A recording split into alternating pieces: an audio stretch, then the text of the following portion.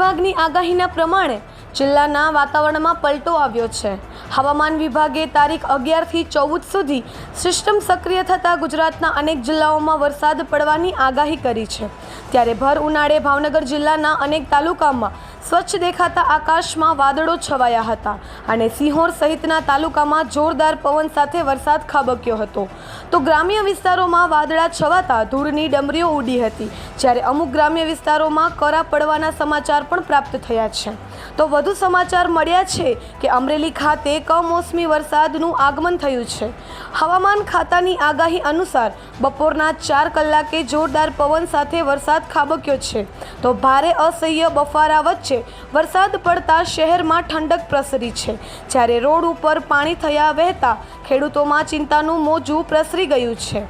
તો અમરેલીના બગસરા રોડ પર ભારે પવન ફૂંકાતા વૃક્ષો ધરાશયી થયા છે।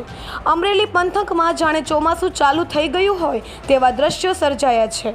અમરેલી જિલ્લામાં ભારે પવન સાથે વરસાદ ખાબક્યો છે અને બગસરા રોડ પર પવનના કારણે વૃક્ષો ધરાશયી થયા છે, જેને લઈને રસ્તો બંધ થઈ જતા વાહન ચાલકોને ભારે મુશ્કેલીનો સામનો કરવો પડી રહ્યો છે।